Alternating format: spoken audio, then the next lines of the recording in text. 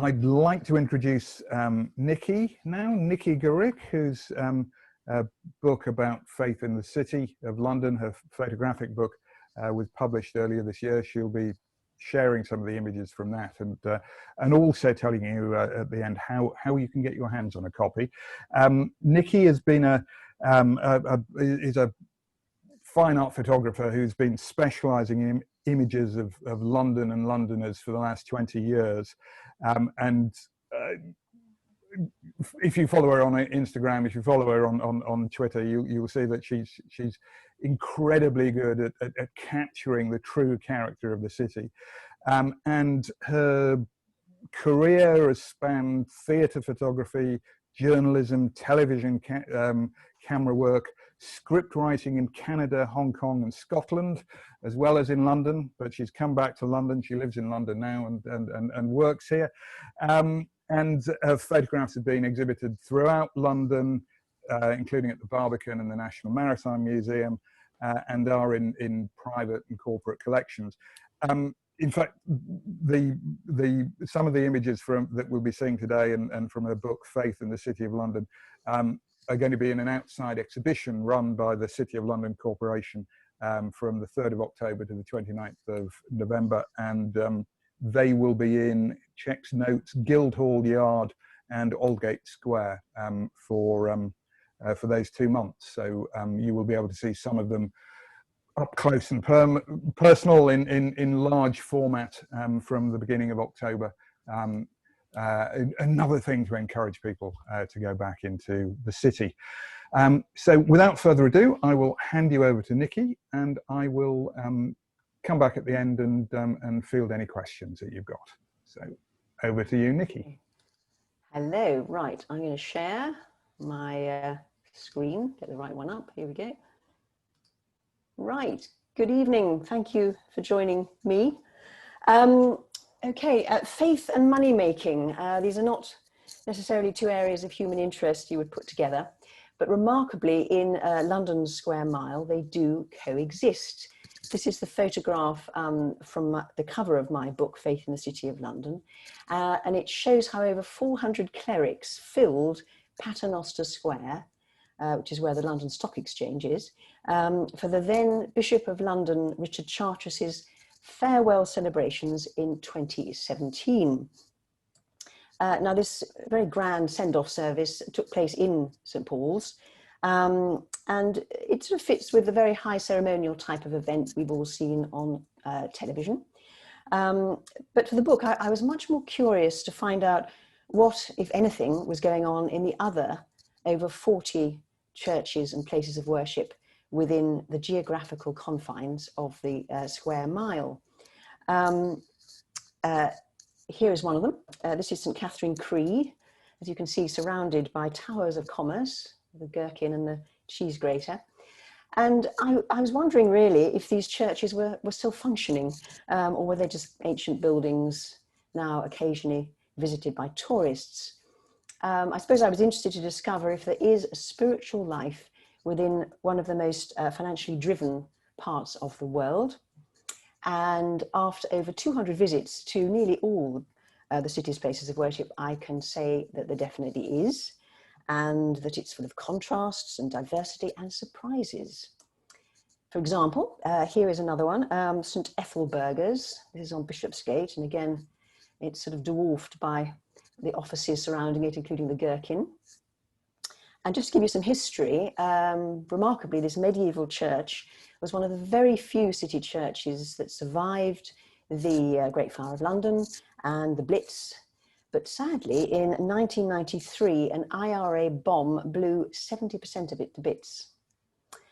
But thanks to a campaign led by the Bishop of London, it was reconfigured, it was rebuilt, and it was reopened in 2003 as a centre of reconciliation and peace. And it welcomes people of all faiths. For example, there's no Gurdwara temple within the Square Mile, so the Sikh business community find the space they need to hold weekly prayers inside St. Ethelburga's large Bedouin tent, which sits in the garden space of the church. So diversity of belief and culture are very much part of this centre's ethos. And on another visit, this time to the church's reconstructed nave, I was lucky enough to capture a wonderful evening of Afghan music and some impromptu dancing. This chap suddenly leapt to his feet and danced around. So this is not what you would necessarily expect to find in a church founded in the 13th century. So I would say that diversity and surprises are the defining qualities I discovered during the 4 years or so it took to photograph for this book.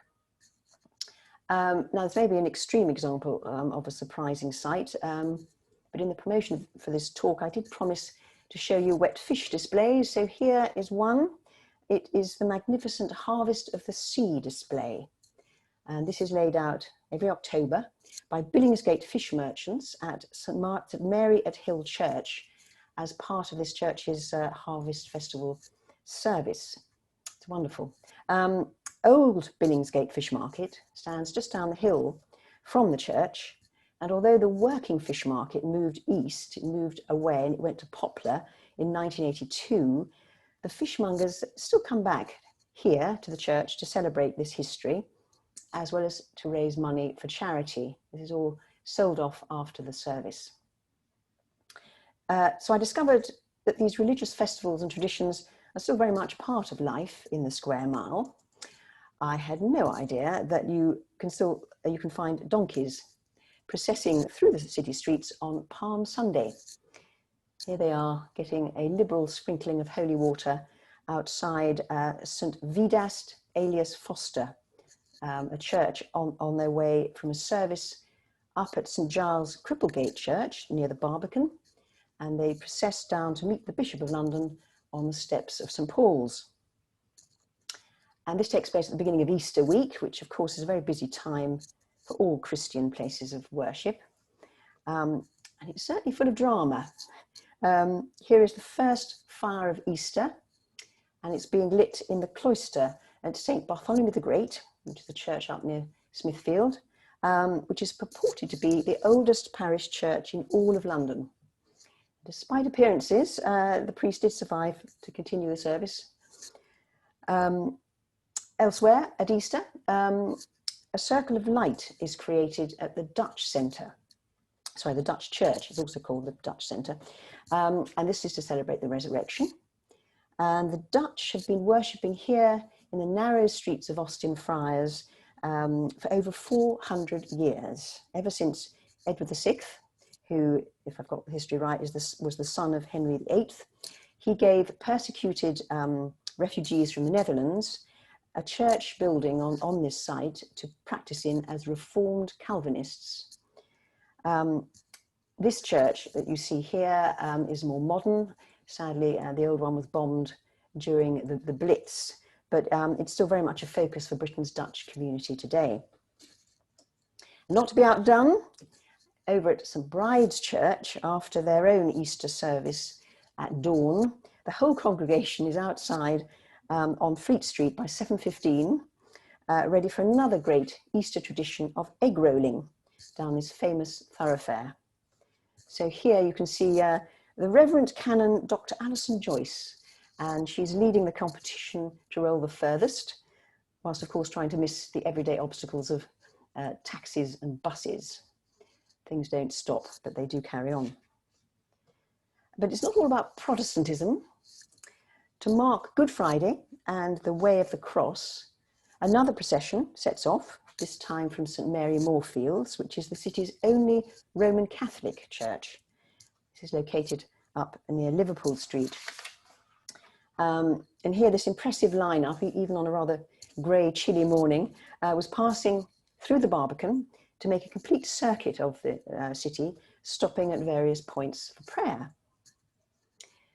It's interesting to say that Roman Catholic worship was, of course, illegal in Britain for many years and had to be secretly practiced in small chapels, but it now thrives at the busy St. Mary Moorfields. Here you see Father Chris Vipers preparing the Eucharist for a Friday Mass. And the church, interestingly, caters to mainly non-resident city workers who visit from the surrounding offices, and they often attend daily. It's extremely busy. Now, if you're looking for the Jewish religion within the city, you will find that it has been well represented here for over 300 years, and is still going strong at Bevis Marks Synagogue.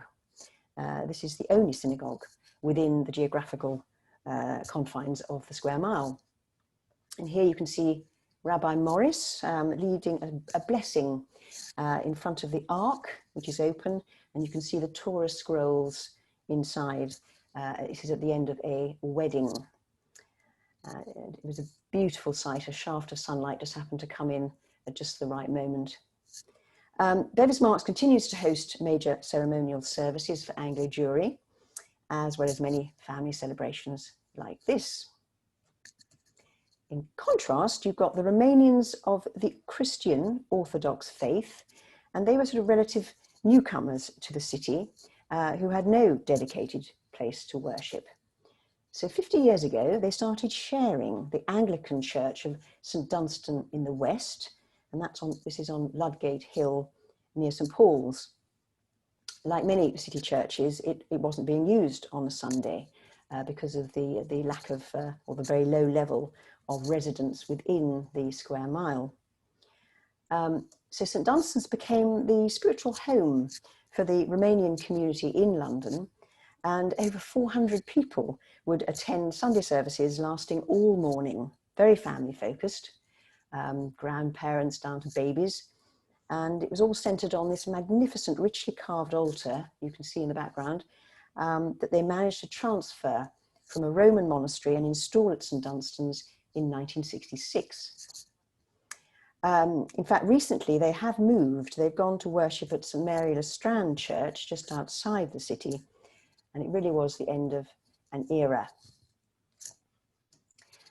Now, there's no mosque within the square mile, so you might well ask, where do Muslims go for their Friday prayers? And the answer is that they hire rooms in places such as here, which is the Worshipful Company of Wax Chandler's Livery Hall. Workers from nearby offices stream in to fill 2 floors of these very grand staterooms just down the road from Guildhall. Prayer mats are carefully laid out, and the imam is mic'd up so everyone can hear him. And a couple of hundred worshippers can and do come and pray every Friday lunchtime. For this, I was up on the balcony with the ladies, so I got a particularly good view. I'm not sure what the rather austere-looking 18th century gentleman in the painting would have thought of it all. I also discovered a very modern side to worship in the city. This is the chapel within the high-tech international headquarters of the Salvation Army, just by Millennium Bridge. It opened in 2004 and was designed by the architect Andrew Chadwick. And the Salvation has in fact owned the site since it was given to them in 1881. So there's been a couple of buildings there before this one.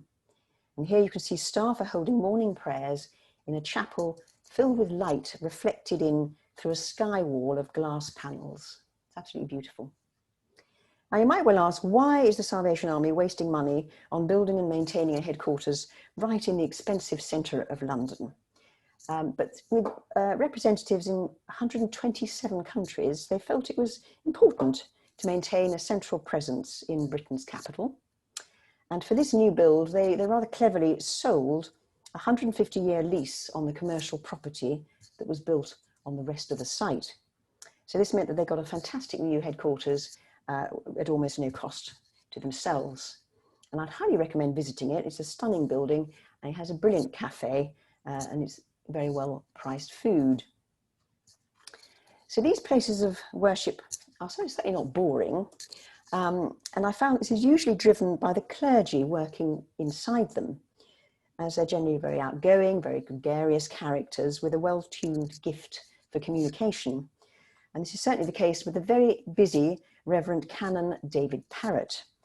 He's at St Lawrence Jewry, you see here, which is the official church of the Lord Mayor and the City of London. It stands very close to Guildhall. Before Christmas, Reverend David, he usually officiates at, on average, 3 carol services a day.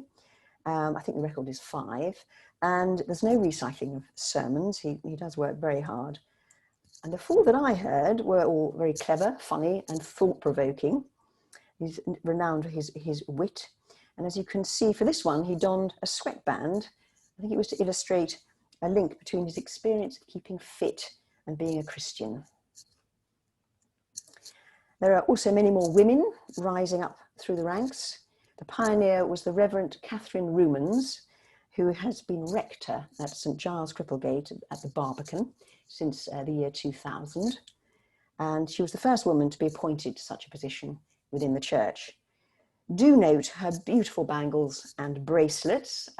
She's an ex-art teacher and fashion designer, and so she certainly brings a very distinctive artistic elegance to her very popular ministry. Other ladies have followed, including the Reverend Laura Jorgensen, who has been rector at St Botolph without Aldgate since 2009. She has certainly fostered a very family-friendly ethos, as you can see here with the children, but not least by giving birth herself. And as the then Bishop of London, Richard Charteris, put it at her son's christening, for the first time in over 9 centuries, the rector has had a baby. I certainly noticed that all the clerics do seem to build up a great rapport with their congregations. And here you can see the Reverend Bertrand Olivier, who was celebrating in this picture his 10th year anniversary at All Hallows by the Tower, with a service packed with well-wishers, and is followed by a party complete with a cake and this wonderfully theatrical gesture for the cameras. He has now moved on, though. He's gone to Canada to be the Dean and Rector of Montreal's Christchurch Anglican Cathedral. But it's not only vicars that wield sharp objects in the city. If you can just see here, in a service of investiture, a ceremonial sword is used to welcome a new recruit into the Grand Priory of Knights Templar at St Stephen Walbrook Church. And despite putting on their very distinctive cloaks and other regalia, these modern day knights, they actively follow the tenets of Christianity, chivalry and charity, and they do actually promote and fund a lot of good causes. Ceremonial, I did find that ceremonial robes of all types are certainly very much part of everyday life in the city churches, particularly here in St Stephen Walbrook, as it is the parish church from Mansion House next door, which is the home of the Lord Mayor, and so has close ties to the Lord Mayor of London. And here you're looking at a couple of high sheriffs in their full formal robes, socialising after a service at St Stephen Walbrook. The ancient role of city sheriff is even older than the Lord Mayor. It dates back to the 9th century, but 2 of them are still elected annually for a 1-year term by the livery companies, and they're ambassadors for the City of London. And this is Dr. Christine Rigdon that you're looking at with her lovely lace. And in the background, it's Alderman Charles Bowman, who 2 years later became Lord Mayor. The sheriff, being sheriff is often a sort of dry run for being Lord Mayor. Here are another couple of sheriffs with another Lord Mayor, and you might be interested to know that they are all unpaid in their roles, and the sheriff's duty require them to not only support the Lord Mayor, but to live at the Old Bailey for a whole year with their families and entertain Her Majesty's judges at lunch every day. Now, this may sound like a good gig to get, but it's strictly a 1-hour affair and no alcohol is served. All of the city's 110 livery companies, both ancient and modern, have links with the city churches, and every one of them has a set of different ceremonial robes. There's a lot of dressing up to maintain traditions. And here, for example, you see the Worshipful Company of Painter-Stainers, and they're one of only 3 livery companies that continue the ancient custom of processing to church on their patron saint's day in full gown and hats, and with the added flourish of carrying posies. You can just see them here. And so on every St Luke's Day since 1683, they have attended St James Garlick-Hythe Church for a festival service led by their beadle, master and wardens.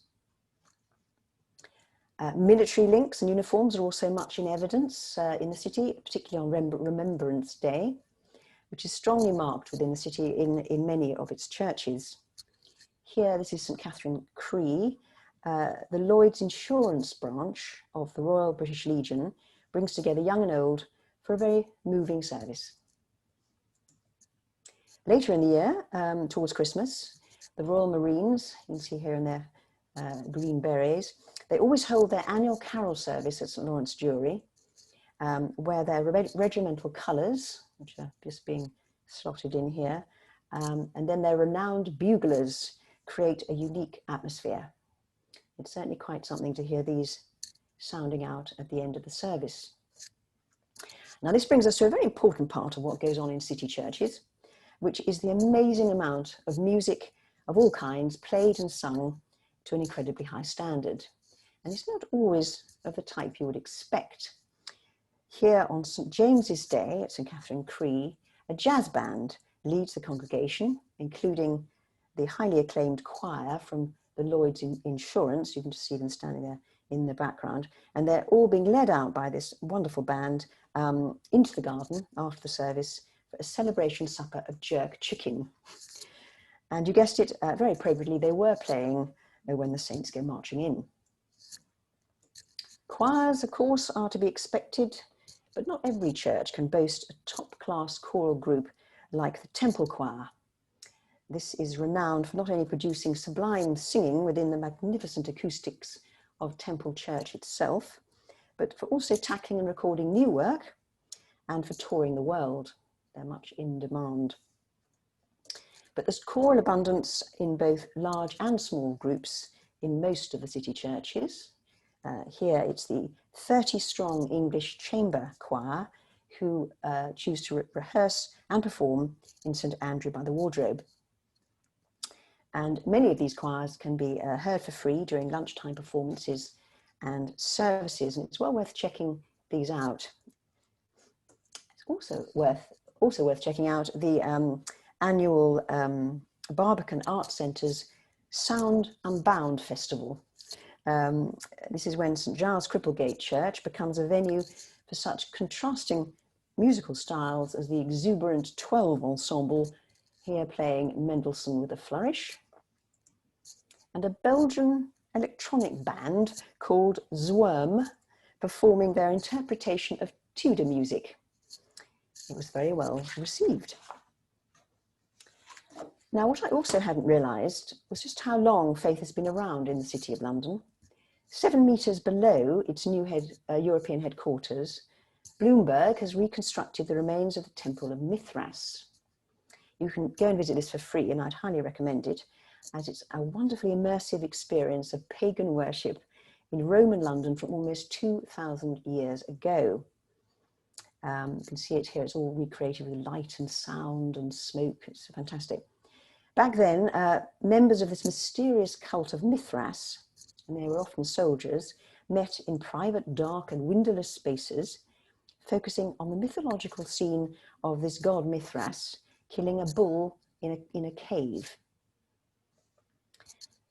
And Roman history is brought to life in a very different way over at St Hallow's by the Tower Church. Here we are in another crypt.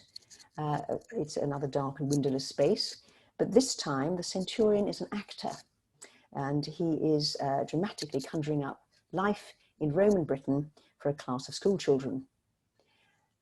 Cleo's company specialises in interactive drama projects for schools, and they hire this church to cleverly structure history days that involved costumed action, which you see here. And then in the afternoon, the same actors wear their own clothes for workshops in which children are encouraged to resolve historical questions for themselves. And as you can see, they're doing this very enthusiastically. So such paying guests are very useful for all the city churches, as the cost of the building's upkeep is not met by any central funding or from service collections. So all sorts of different groups and activities can be found making good use of these spaces and adding to the coffers. Here you can see Amanda Corsi taking some city workers through their moves at a weekly yoga class within the beauty and calm of another church, St. Anne and St. Agnes. This particular church is designated as a chapel of ease to another church, St. Vidast alias Foster, nearby. And a few services are held here each year. But the church is really now run and maintained by Voces 8 Foundation, which is a music and education charity. And it's very busy. They do a lot of events for schools. Over at St. Andrew by the Wardrobe, this very aptly named church was for a time home to the amazing Suited and Booted. This is a charity that transforms young men's lives by preparing them for interviews. And as you can see, the church's large upper balconies made a perfect storage and work area. So volunteers from Suited and Booted, they take those people, those men referred to them by public agencies, and they help kit them out in a really good suit and all the right accessories. And they then give them advice and interview training, and they follow up with support, and they have a very high success rate. Suited and Booted can now be found near London Wall, and I'd highly recommend them as a charity to support. Now, all the clergy in the city know full well that they need to connect with the financial community around them in order to thrive. And this is not an easy task in the fast-moving work-focused world of the square mile. And here we have two reverends on Remembrance Day on their way to lead short services inside offices. And it's an important opportunity for them to bring the practice of faith right into the centres of commerce. The evangelical wing of the Anglican Christian Church has perhaps been the most successful in attracting followers within the city. Sunday services at St. Helens Bishopsgate are the best attended in the square mile. It has a focus on close study of the Bible, and the church attracts a large following of all ages, particularly students and young city workers. And they also flock to its absorbing midweek discussion groups and Bible studies. So St. Helens has become a hub for other city churches following its evangelical form of Christian worship. So they've taken over various other underused Anglican churches in the city. However, for truly practical faith, it's the city pastors who win out. They have been putting the Samaritan spirit into action on the late night streets of the square mile since 2017. They're led by Tony Thomas, who you see here, who is the chaplain to the City of London Police. And this trained group of church volunteers, they patrol the city streets, talking and listening to people and offering care and support for those at risk or in need, and this can range from bottles of water to philosophical discussion. So to finish, just a couple of photographs to personify the fascinating contrasts and diversity of faiths and people that I kept finding when I was photographing for this book. I captured this surprise pairing at an art show that was being given in the gentleman on the right's honour within the gentleman on the left's international headquarters. They are the Salvation Army's General, Brian Peddle, who is the spiritual leader of 1 million Salvationists worldwide, and His Eminence Archbishop Gregorius of, I hope I pronounce this right, Thyatira and Great Britain. They certainly had very contrasting styles, but they got on famously. And here you have two senior representatives of the Christian faith. The first woman Anglican Bishop of London, Sarah Mullally, and she's chatting with His Eminence Archbishop Angelos, the Coptic Orthodox Archbishop of London, this was at her St. Paul's Cathedral installation service in May 2018. They were indulging in a bit of ecumenical dialogue. Don't they make a wonderful contrast? So I've only shown you 53 photographs today, which is just a taster really. There are over 170 in the actual book. So I do hope you managed to get hold of a copy It's available from all good bookshops, both online and off, Goody Waterstones and Amazon. And also Unicorn Publishing are offering a discount from their own website. And as Don said, I also hope you get to see the exhibition of some of the images that are being presented by the City of London Corporation on large plinths outside Guildhall. And then it's moving to Aldgate Square. It runs for a couple of months from the 3rd of October to the 26th of November. Thank you very much for listening. I will try and get myself back onto here. So thank you very much indeed, Niki. That was lovely. It is. It's always easy to forget that when one goes into the City of London and we look at and we focus on the big glass and steel towers and how many new buildings are going up and the modernity of everything, just how long the history of the city is and how ultimately everything happens on a human scale. And I think the photos there sort of gave us some insights into things that certainly I and I suspect a lot of people here had no idea were happening. These interleaved and overlapping communities that take place within the city, and this incredible amount of spiritual activity going on amidst all of the finance and the money making and the commerce and the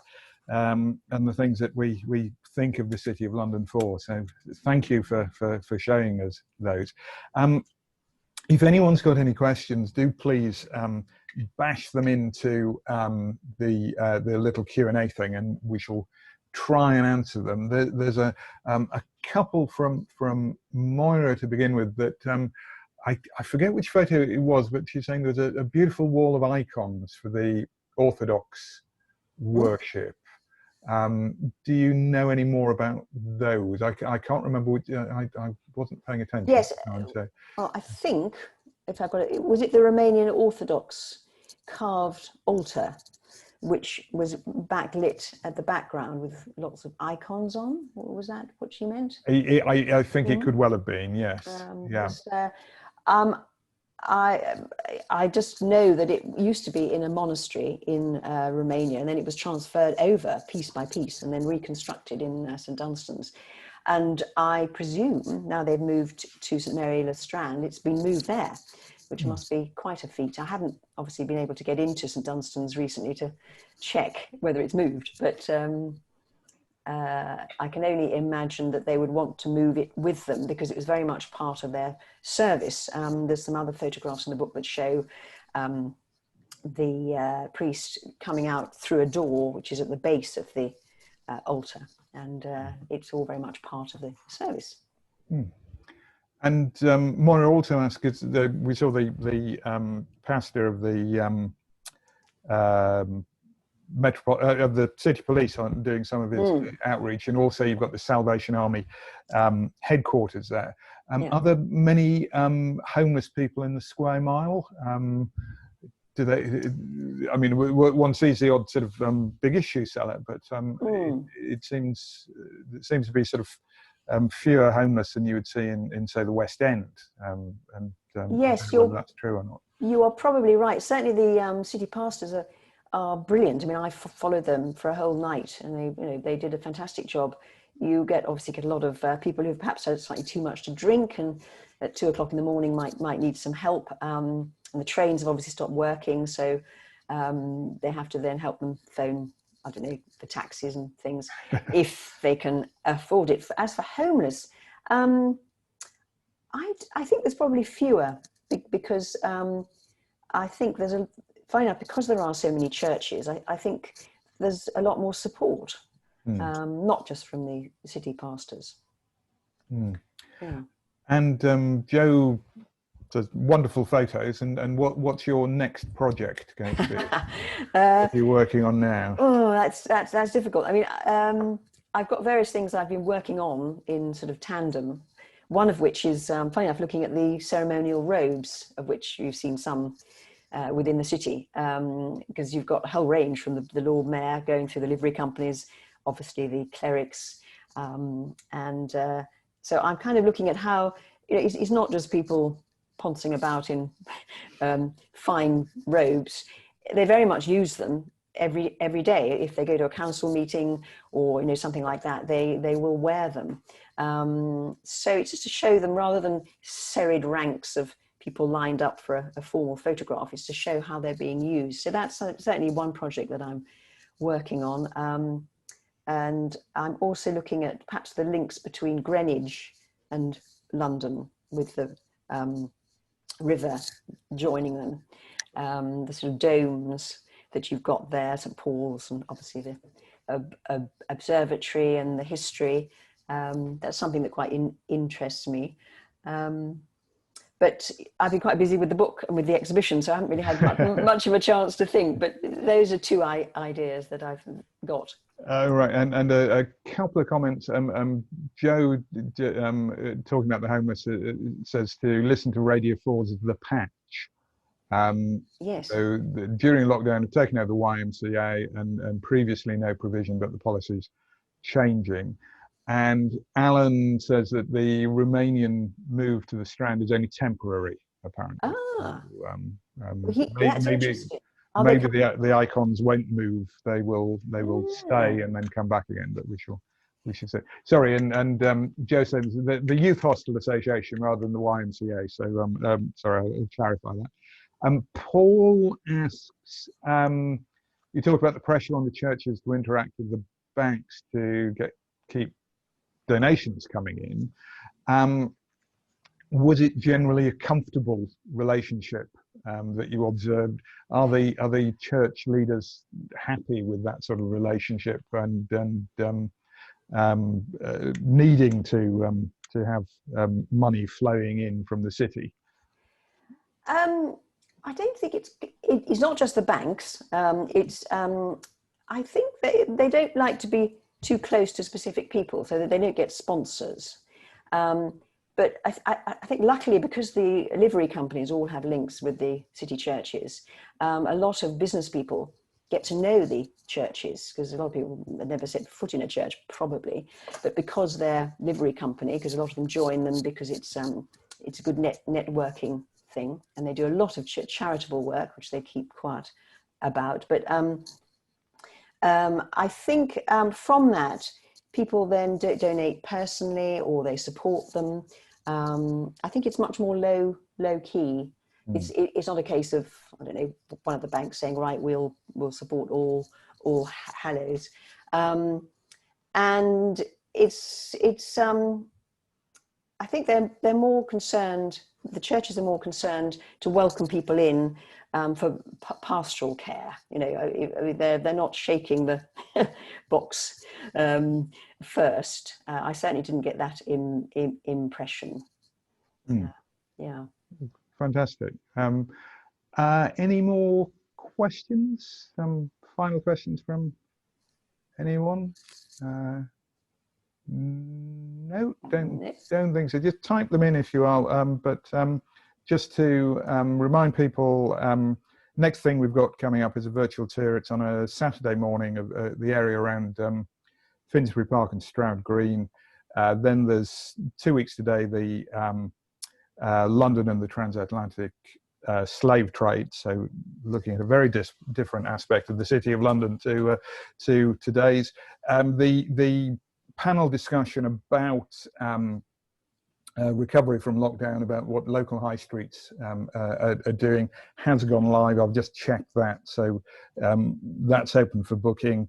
And the Migrant City talk, there are now fewer than 10 places left for that. So if you are interested in hearing that, and I think that'll be a fascinating discussion. London's cultural history is endlessly revealing. You pretty much need to go and register for that in the next day or so before we run out of space on that. A reminder again that Niki's book is available from all good booksellers, and from her website, and from Unicorn Publishing, who publish it.